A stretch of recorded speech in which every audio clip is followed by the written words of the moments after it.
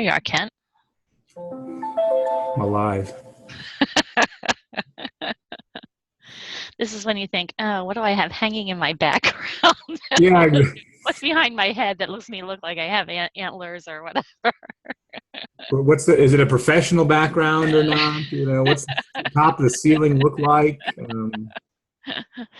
We have appreciated Zoom for doing interviews as a preliminary interview, and it's been great to interact. And Catherine Hamrick, our new communication manager, was one of those who interviewed with us by Zoom, and we had just this crazy experience where all of a sudden it just, she was talking, but we couldn't hear her. And so she's talking. No, I know it was, and then it became very delayed, and I could hear it, and it was very delayed.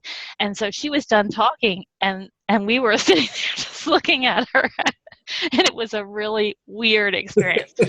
She survived and took the job anyway. Yeah, I guess that's a communications expert, Yeah, right? They should be able to deal with lots of different. yeah, really. Well, listen, I have 9:01 on my computer. That means we get started, and I know that some folks join us as they can, and we're going to get just started with this. I can't believe it. June, first Friday. We are here. I don't know. I just must be getting old because the years go faster and faster and faster. Each month seems to go faster. I don't know if any of you can relate to that or not, but I'm delighted to have many of you here this morning, and especially delighted to have our special guest with us. And just a few words of update before I turn this over to Kent for our first Friday. I just want to say a few words about end of the year budget and spending allocations and your accounts. We reviewed the budget yesterday just to see where we are with our state budget. As many of you know, your operating accounts that I provide every year go July 1st to June 30th. They are state funds. They have to be spent out by June 30th. That's how this works. The good news is they're state funds, which gives us flexibility. The bad news is they have to be spent by June 30th, and there's not a lot of flexibility with that. There's not any flexibility with that. So just a reminder, Jen Clem will be in contact with some of you regarding your plans to do that. I just encourage you to get those allocations, those things spent and allocated as quickly as possible. And we're asking every expenditure and allocation, excuse me, to be completed by June 27th so that we're sure those accounts can clear. And that's really as late as we can go for that. So I do fully want you to use the funds that you have. They're yours to use as you need and as you've deemed appropriately for their expenditure. We are trying to work to utilize our state funds in the best way possible. If you have questions or concerns about that, or not going to be able to expend them in a way that's meaningful, let me know. I have ways to do that, including salary lines that we put those funds on. So if you're not, and you really don't have ways to expend it, let me know, because we'll put those on salary lines, which is a significant savings to us, and we can always use. So thank you, everyone, for your assistance with that as we've moved to these state, as we've been doing for past several years. And then again, I don't have the state allocation. The state budget's not set for this coming year. I would anticipate, I don't know what to anticipate. If I look at the newspaper yesterday, I'm not going to start rumors. There's just, we don't know what the state budget is going to be yet. There was some discussion about the state budget and some need to make some cuts in the newspaper yesterday, but that plays out in lots of different ways, so I'm not going to make any predictions about the impact to us. I would just say for you, as we go into July 1st, you should plan on having a similar allocation, and then as soon as we have a state budget, then I can affirm to you those allocations. So we'll use the same account numbers, but those accounts are cleared on June 30th, and we start from scratch. So just to be clear, use what you've got. Then July 1st, you can start spending again and spend wisely at the beginning of July until we get the state budget issue resolved, and I can affirm to you that account. If you have any questions at all about that, please give me a call. This is standard operating procedure for us, but I know that for some of you this is new, and be glad to help you. Secondly, just a reminder that state fairs if this is June, State Fair is around the corner. And that's a meaningful time for us to connect with many of our stakeholders in a lot of different ways. And I know so many of you are involved in many different aspects of that. One of the ways we are involved, as you know, is our exhibit at State Fair. And while that's kind of an open forum that we have with our stakeholders, it still is a connecting piece and one we do together with Dell State and work it together. I'm very thankful for this year's committee who has redesigned our entire exhibit. It's new, it's going to be streamlined, it's going to be kind of techno in terms of how it looks, and I'm excited about that, and we hope to build on that each year. So thank you, State Fair Committee. And so the remaining thing for us is to do two things: sign up for your time slot at State Fair, and secondly, if you are part of a program team, please help us get those gift baskets together that seems to draw people to our exhibit from your program team. Any contributions that you can make to help us get that going, that'll be great.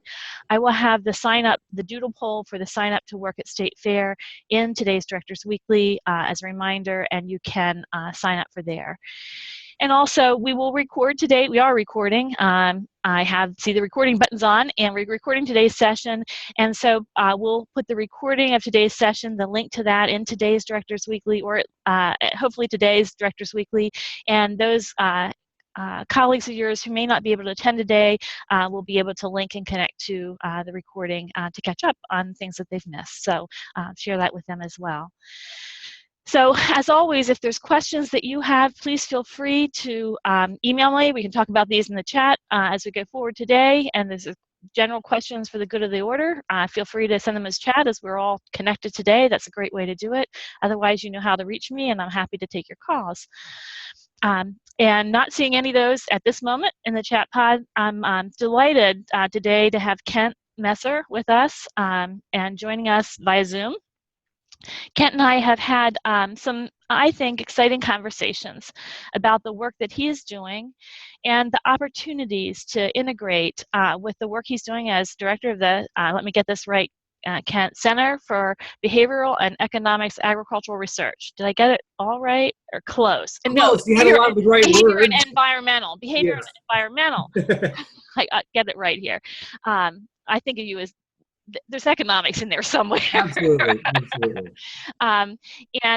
Kent has set up a center in Townsend Hall. Some of you may be familiar with it, some of you not. I hope that Kent will introduce you to the center today and some of the work that he's doing, and also introduce you to some opportunities we have in the future to consider working together on things that are of joint interest. He's expressed interest in opportunities to have the work that he's doing be real in the community and engaging in the community, not just for the purposes of the research, but also for the translation of that research to the information and the people that are involved in the research, that we're using that research information.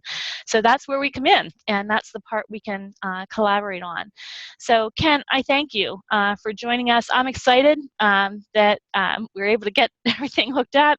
As we said earlier, great when it works here. So while it's working, I'm turning it over to you. I'm going to mute myself and just turn it over to you and share your screen as you need to.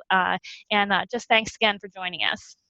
Well, great, Michelle. Thanks so much. I really appreciate having the opportunity to speak today, and I appreciate the invitation to come and talk. I'm going to make sure that the technology is working here. Can people see the screen? Kent, I can see your screen. I think Okay. Others probably can. Okay, well, great. So that's a good place to start. And again, I want to thank you, Michelle, for inviting me to be here. And it's again an honor to be able to speak to people. Oops, and I got it. Didn't pop up to the front spot. Let me start at the beginning. That's the better place to start. So we'll start here. And want to just give you an opportunity to learn a little bit about what we do. And I'm going to talk about a couple different centers because I think there is confusion. You're not the only one, Michelle, who doesn't, kind of knows a general idea of what it is that we're doing, but sometimes the names don't all flow off one's tongue easily. And so at the University of Delaware, we have the Center for Experimental and Applied Economics. And one of the things that that we've been talking about is how can we work together.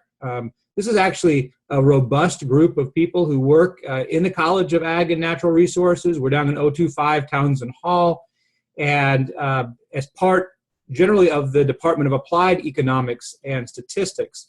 What I want to do is kind of go over these four objectives today.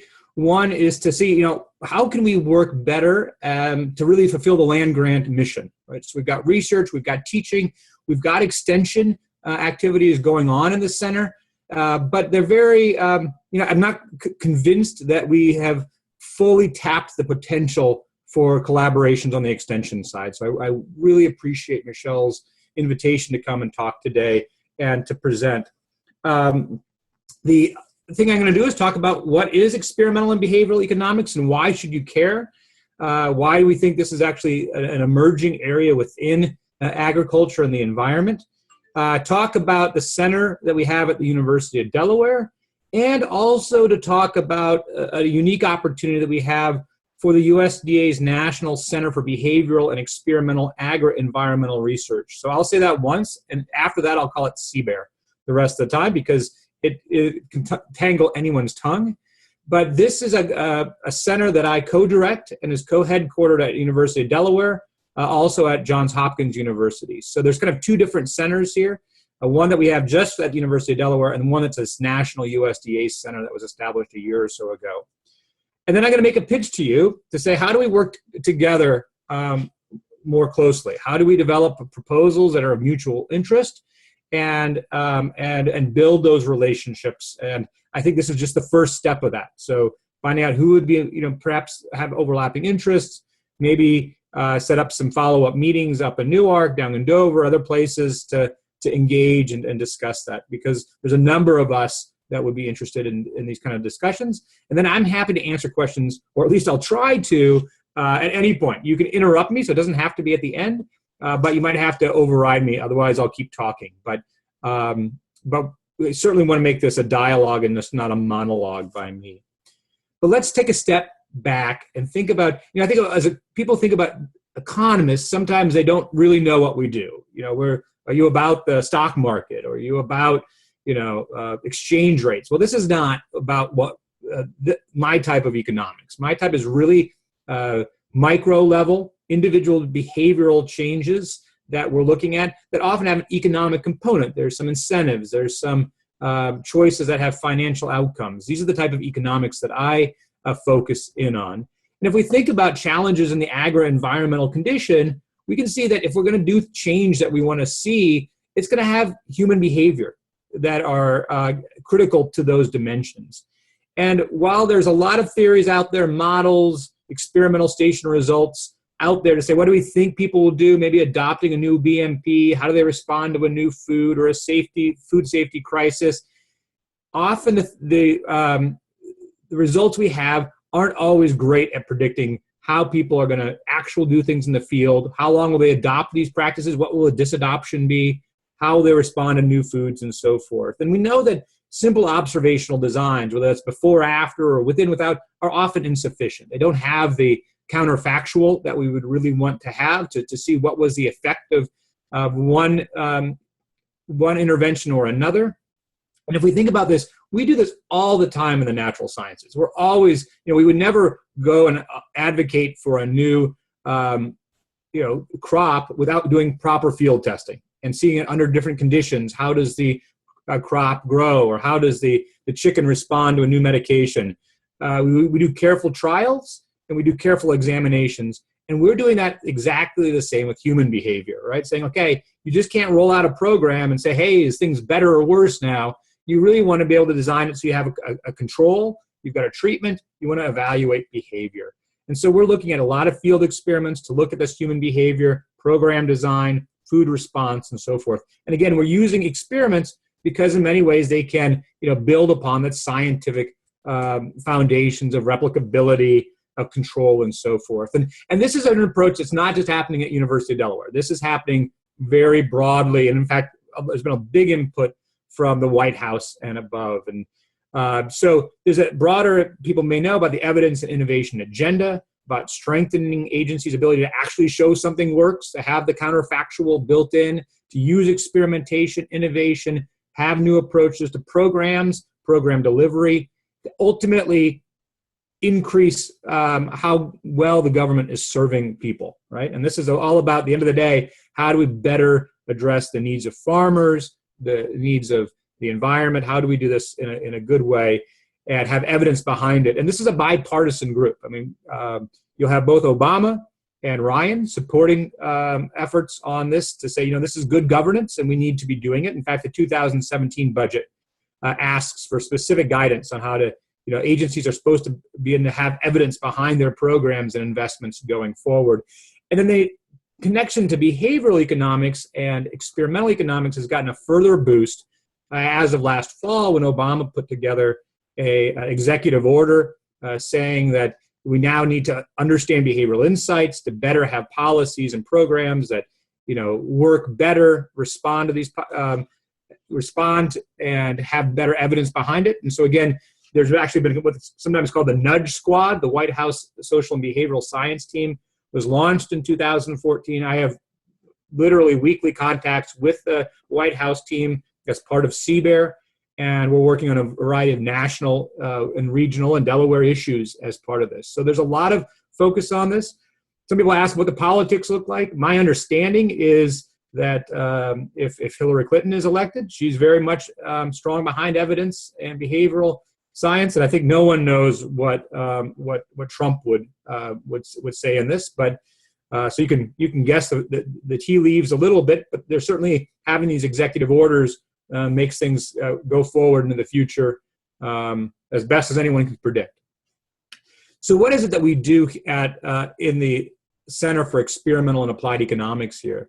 Again, we're using the scientific process of lab controls and replications to understand behaviors, markets, and hopefully having benefits for society. And I put this kind of diagram of 4 different main areas because if people know me, they know, well, I'm working on chicken one day, I'm working with honey the next, I'm doing a wine experiment as part of Alumni Day tomorrow, and then I seem to be doing stuff on environmental issues. So, I really see that we're always working this nexus of ag and the environment.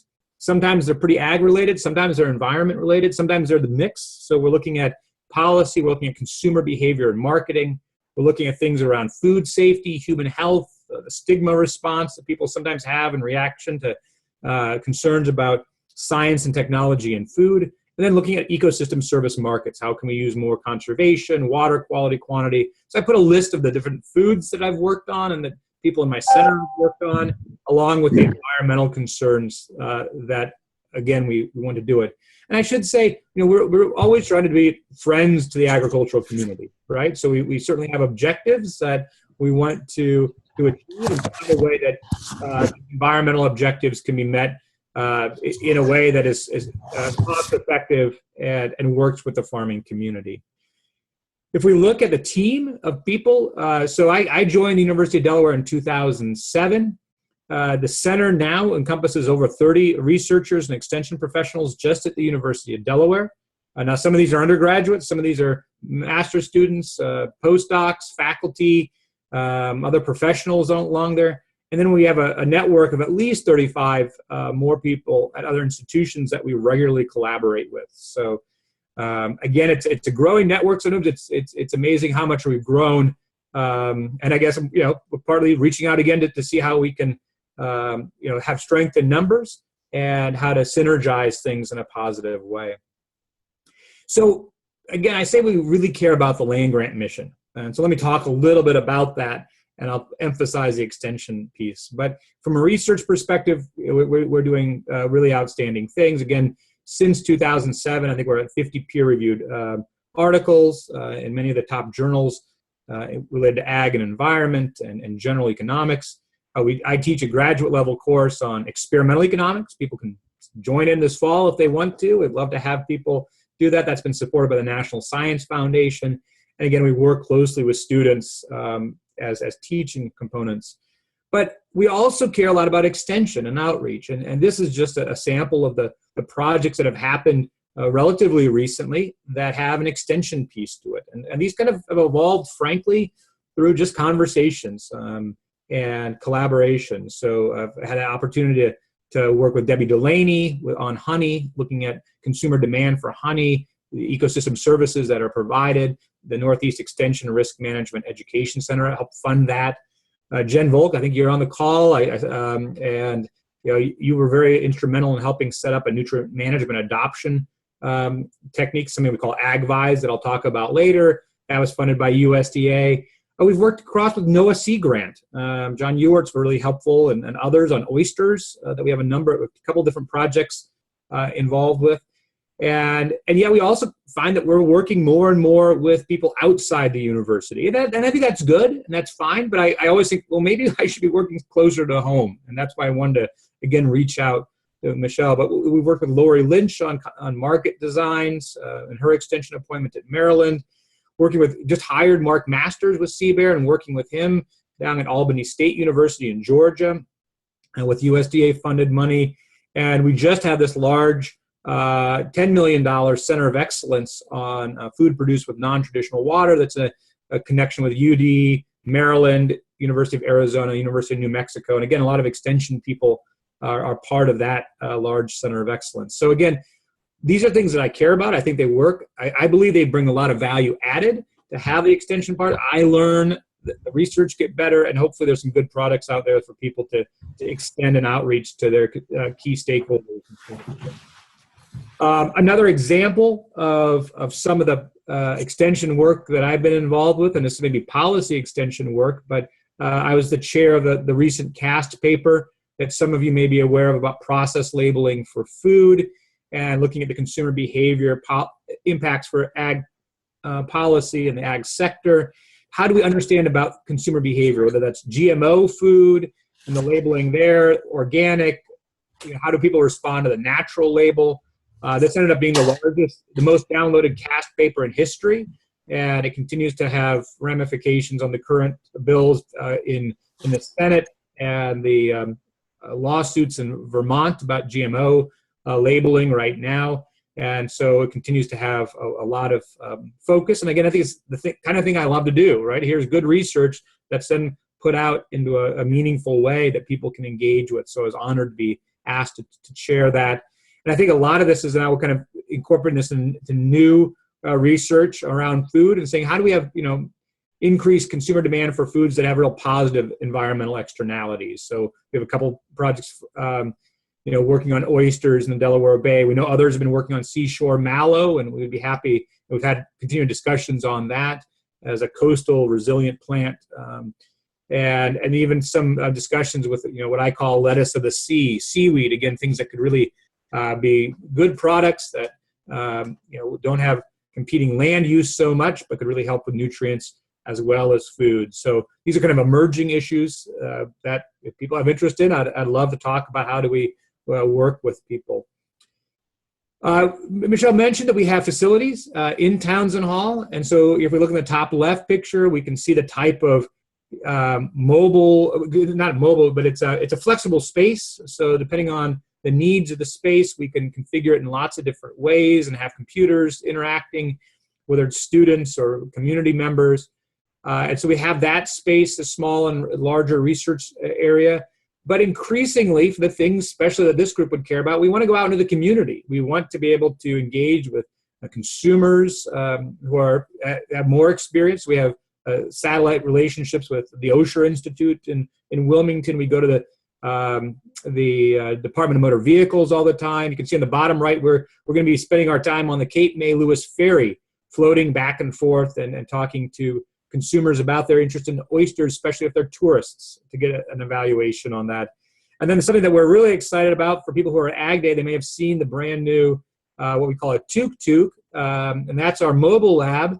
You can see UD over to the right there. And this is a way that we are able to get on the road and bring our research to people and to engage people. And we had fantastic results in our very first time in April. We had over 700 people participate at Ag Day in our research. And to give you some sense, normally a study, we would spend 3 or 4 months to maybe get 100, right? So if we could get 700 in one day, we're pretty excited. So I know Michelle already put in a pledge, a request for that end of year money that's lying around, but my ear was popped up. Oh, end of year money, we could spend that, but I'm just kidding. But the point is, we've got some really outstanding ability. And then the middle picture is when we were at Ag Week a couple years ago, having a setup there. And again, one of the things that is important about our research is that we're always offering money. Again, as economists, we feel like the responses we get when we involve financial incentives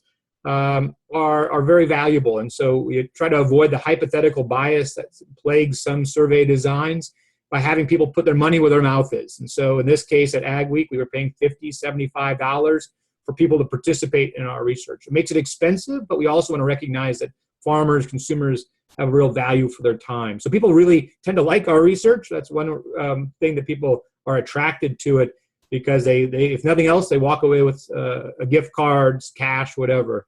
But again, these facilities are open to people who work with us, right? So that's part of why we have such a big group is, if that Tuk can help you and your needs, even if I'm not involved with it, great. Let's put it to use. Let's share those resources. Let's leverage things. In fact, the Tuk's been asked to go to the National Mall. USDA has asked that it participates in the USDA farmers market.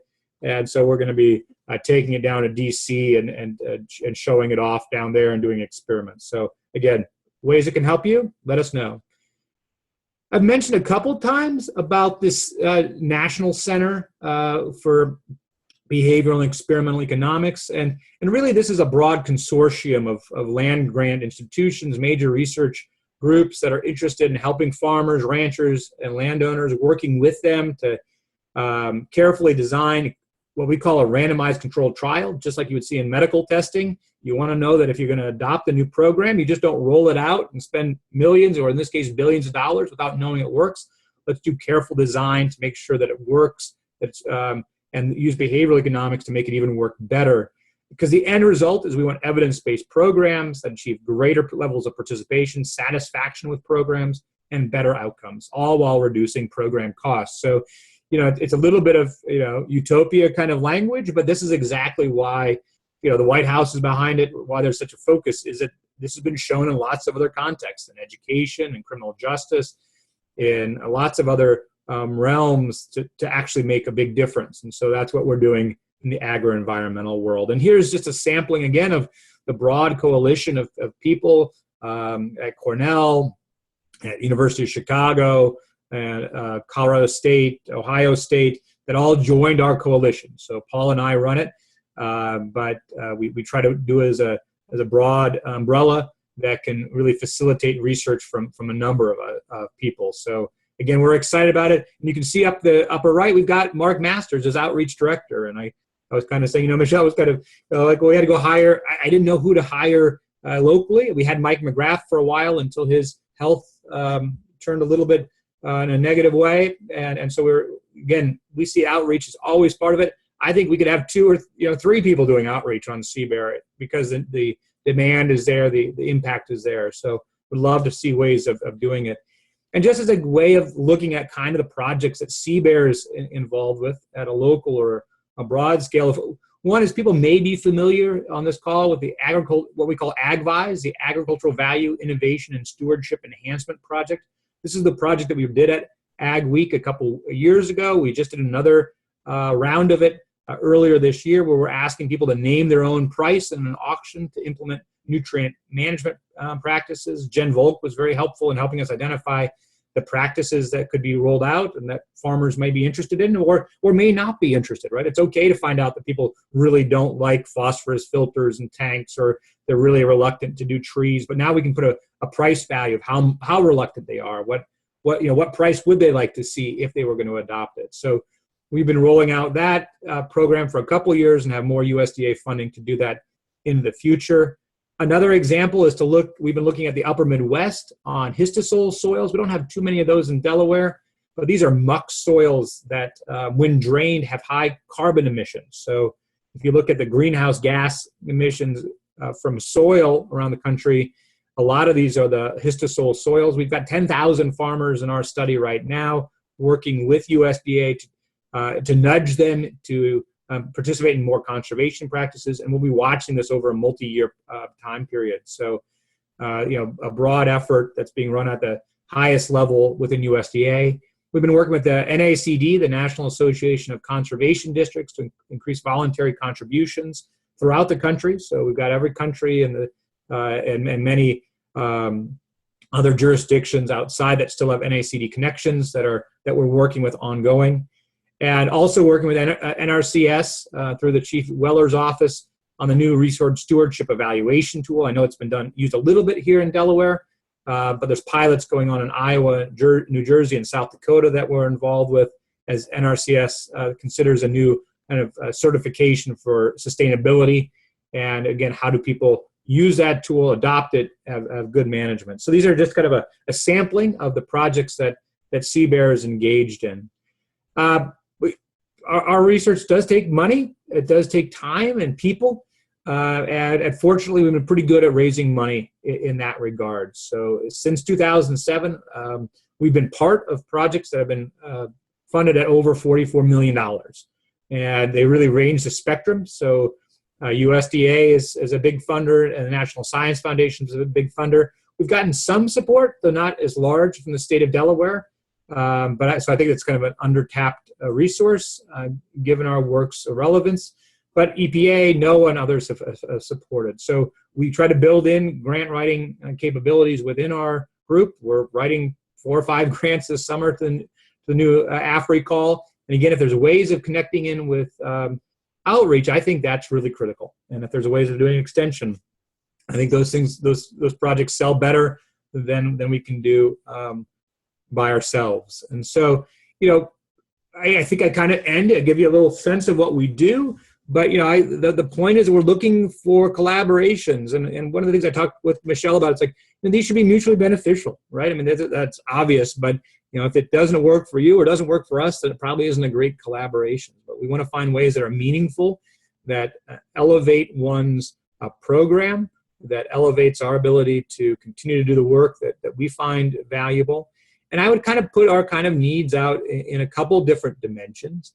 One is we have a lot of interest in consumer behavior related to food, right? So, how do people relate to science processes and technology? Like right now I'm on a project that's looking at pulsed light as a food safety device. Well, that there's an interest in understanding the natural science, food science behind does pulsed light work or not? Is it cost effective? But then what happens when consumers are going to go out and evaluate this product? Is this going to be something that is like pink slime that seems like a good idea for a while and then gets put a bad name to it and people run away because it's some sciencey thing like GMO that's just scary and we don't know about it? Or is it something that consumers will more readily adapt and think this is great, this is making my food safer? We're right now, this is the $10 million project that's at Center of Excellence looking at reuse water, right? So it's brackish water. Is that a problem if we process it? What if we use recycled water, gray water? How do consumers feel if their strawberries have been washed with that as a way of doing it? It's really important, especially in places with water scarcity, that they use it all the time. Israel's been using it for decades. Some places in California are. How could that be beneficial? How could we look at that in the poultry industry? What kind of water could we use that's not our primary water, but could be very effective and safe? But how are consumers going to respond to that? So that's things that we're looking at a lot.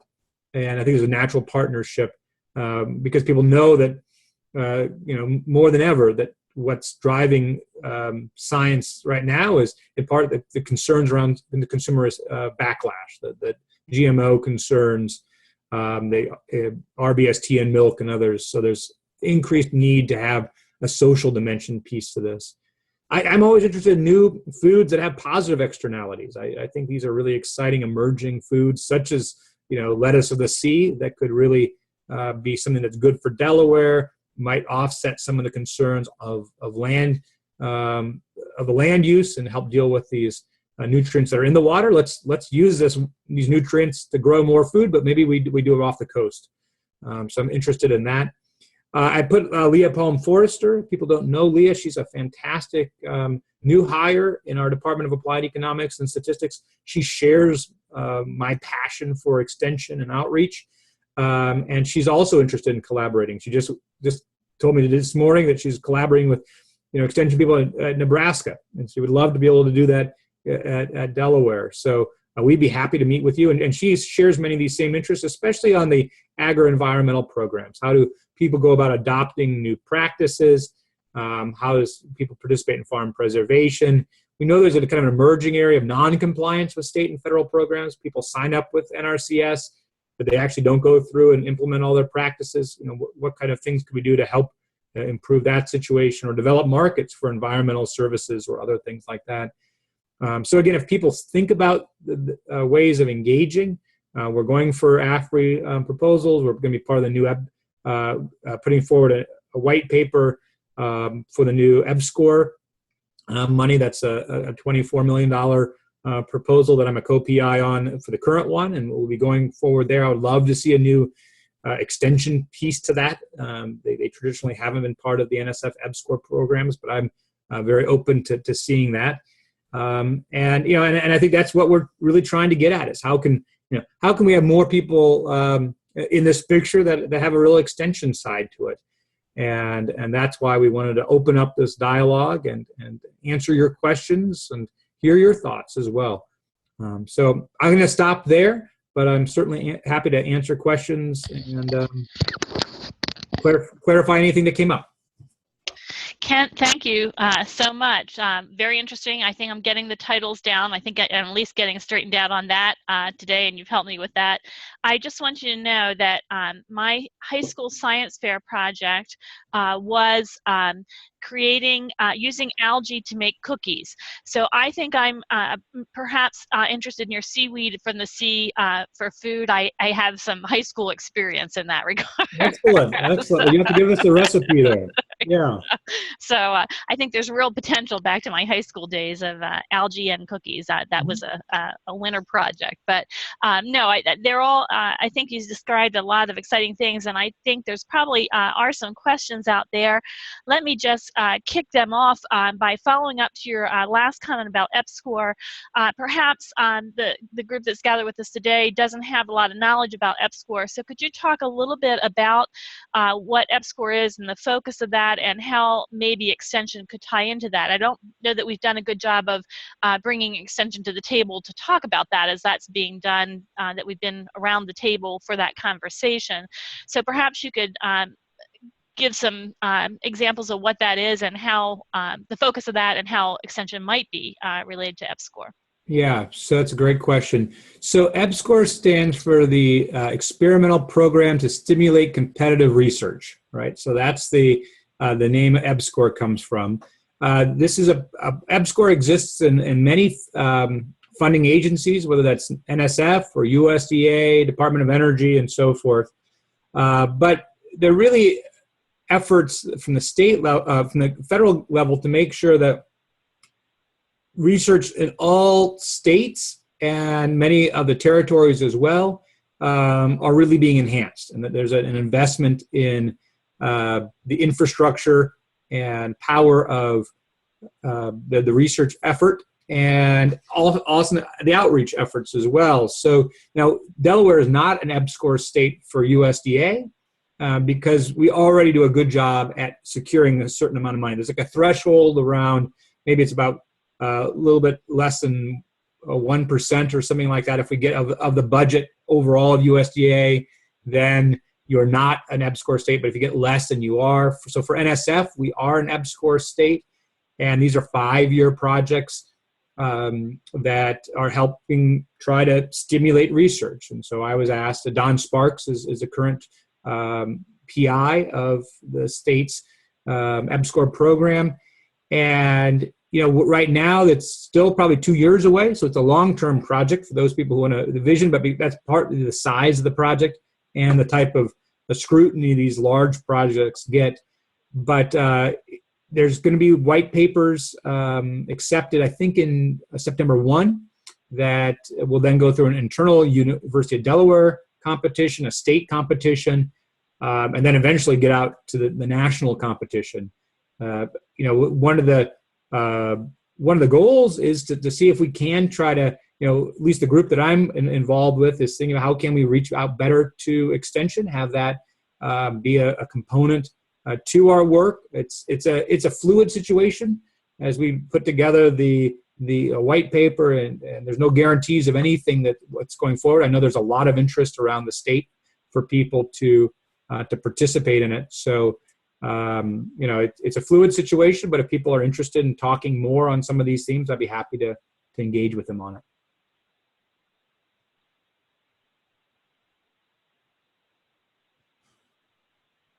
Kent, we have one chat. Nancy Mears, who's in Sussex County, she's in our Family Consumer Science program, says she's been fascinated with behavioral economics as it relates to health behavior change.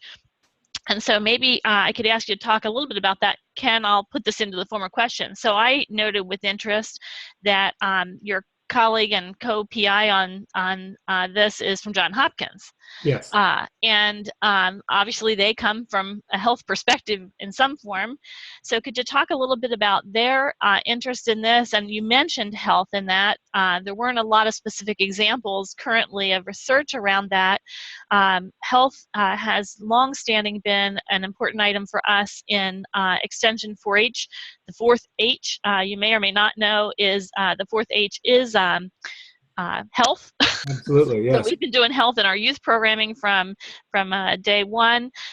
Our adult programming has been doing nutrition and health work since the onset of Extension, and the National Extension Program has focused on health in the future, and we're positioning ourselves here in the college to have this health focus. Could you talk a little bit about the health piece of this and more about the interest in the center with that? Yeah, absolutely. So Nancy, thank you for your question. I'm happy to talk about it. I think in many ways, health is perhaps ahead of where agriculture is in general in applying behavioral and experimental economics. I think, ag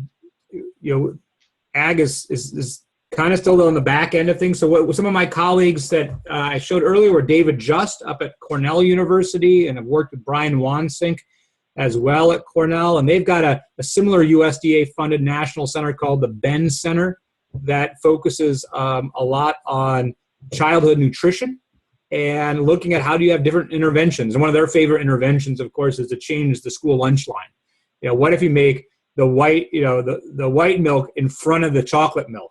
Then they find that small little nudges like that make white milk increase its sales a lot. What if you put a really attractive fruit bowl instead of brownies at the end of the checkout line?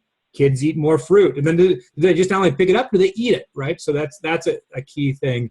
I think people are pretty comfortable with finding different ways of exploring different interventions and finding out what works for food. And there's a similar center that USDA is funded called the Becker Center, and they work a lot with SNAP programs. So they're really interested in that part of USDA's portfolio for low income. And I know they just have an RFP that just came out this week. But again, they're looking at how do you really improve the outcomes for health. Again, still USDA related. So so we've been looking at those issues kind of as a partner organizations, because again, we focus a lot on the agro-environmental. So you're right about that, but these techniques can certainly be applied a lot to health. I know Sue Snyder and I had once talked about how do we, try to put together a collaboration for healthy meals, and I think there's a lot of opportunity, especially with technology, to think about what types of pictures how can you encourage more family meals, for example? How can you have people take pictures on their smartphones and send it as data to show what types of interventions actually lead to the outcomes that we want? I think there's a lot of low-cost technology that is ripe for this situation, to understand it, to explore it, what type of messaging that could be in newsletters, what type of incentives could work, what type of reminders. I think there's a lot of opportunity there. And I think there's probably, it's because you're talking about the general public and trying to make people have healthier choices. People often are volunteering to do that anyway. But what approaches work? One can get samples like that. So those are just a couple kind of quick ideas off on that side. So Ken, I think Nancy is doing, providing leadership for what we call policy systems and environment work around SNAP. And so I hear you saying perhaps be in conversation with you about that, and if it's not right for your center, you might refer to another center where that work would be appropriate, and there's opportunity to work in that as well. Yeah, absolutely. Okay. Are there other questions from the group? I've generated a couple. You don't have to just type. You can just make your audio available by clicking on the audio button, and we can generate more questions. Is there anyone, any other questions that want to come forward? I'll give a moment here. This is the part where it's hard to see what people are thinking or doing.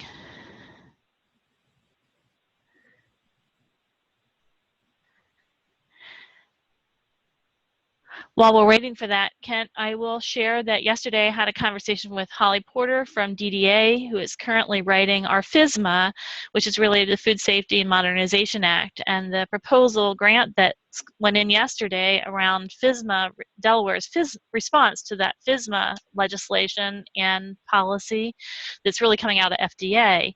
And I suggested to her in our brief conversation while she was putting things in that this was a great opportunity for us to involve the center to explore how our producers, how we could be most effective in implementing FSMA here, studying what would be the most effective way to approach success with the requirements of the Food Safety Modernization Act.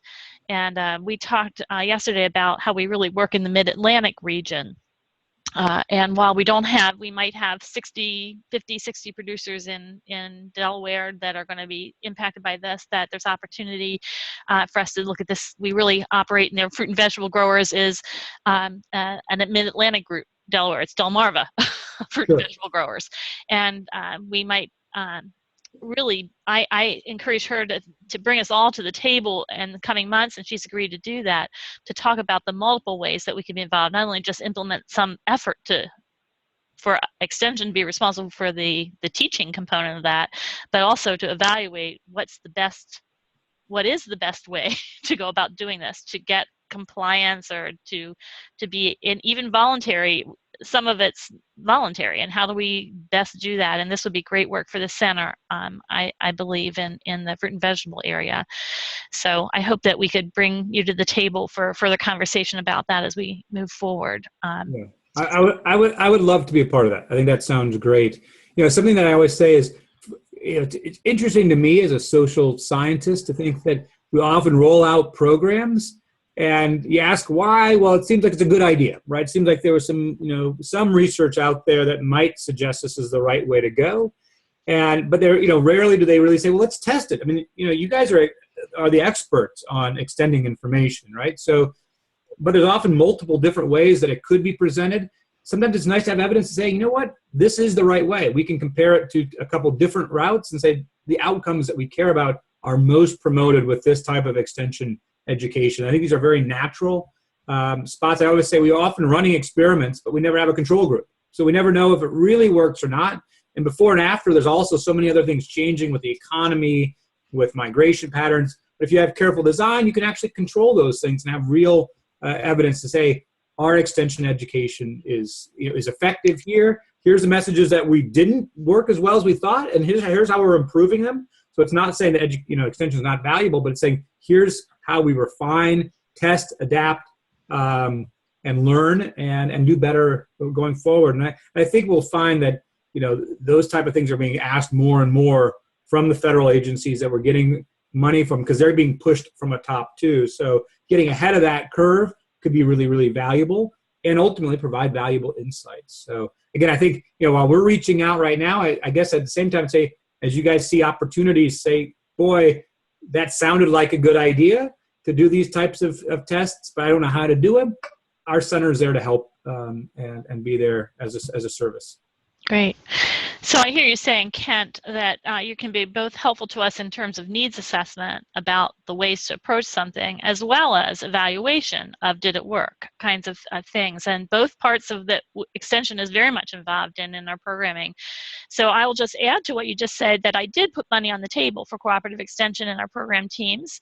And that offer is still there around doing evaluation of programs to measure impact. What difference did it make?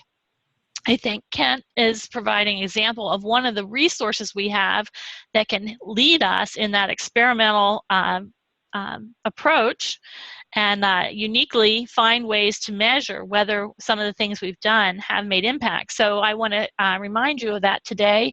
And as you've heard what he can do, I am still open to proposals that would come forward that would might engage that Kent could help us with, as this is intrigued ideas for you that we might fund through the center to measure how impact has made a difference. So if there's something that you heard today that intrigues your an impact evaluation, which is what our focus is this year, and how finding out if we made a difference. We don't always know that, whether or not we've done that, and we try and to evaluate that. And there's some idea that was sparked today for you that would be potential to evaluate, something that the center could be helpful with us. that funding, although it's not a huge amount of funding, but we didn't limit it. We said bring the idea forward, and the leadership team will look at that and see if we can put that on the table. So I want you to remind you that that opportunity still exists. And this is one of the resources that I see within the college to help us do some of that work. So just put that there.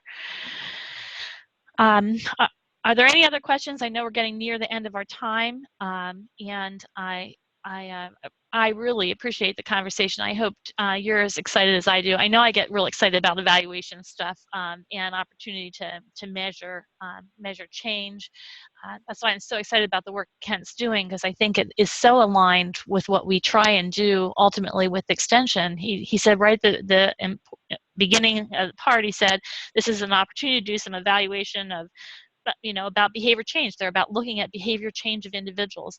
And as you recall, in extension, our role is about knowledge gain, but then the higher level is behavior change or adoption of practices. And ultimately, what is the impact on society, whether that's an economic or an environmental, and how do we measure that, which is really hard for us to do, and to have the skill set to do. But I think Ken is offering us expertise in being able to measure what is the environmental impact of what the work that we've done, or the social impact, and they have the skill set in their areas of expertise to help us measure and do that. And I'm real excited about the opportunities to work together.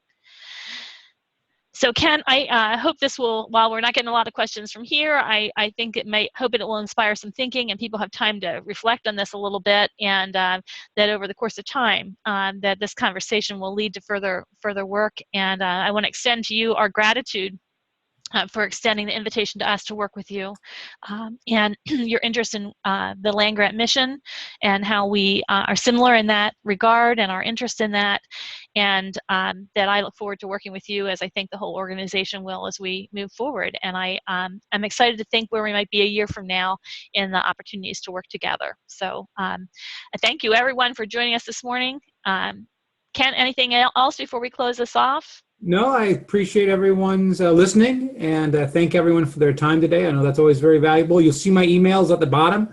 You're always welcome to drop me a note, and we can continue to have those discussions. So thank you, Michelle, for organizing. Great. Well, thank you, Kent. Thank you very much. Thank you, everyone. I hope you have a great first Friday in June. And I know you're out there busily trying to catch up with all the work that couldn't get done while it was raining. And appreciate all that you do every day to make a difference to the people here in Delaware through Cooperative Extension. You are appreciated, and I want to underscore that today as we go about our work. So thank you all. Have a great day and a great weekend ahead. Thank you.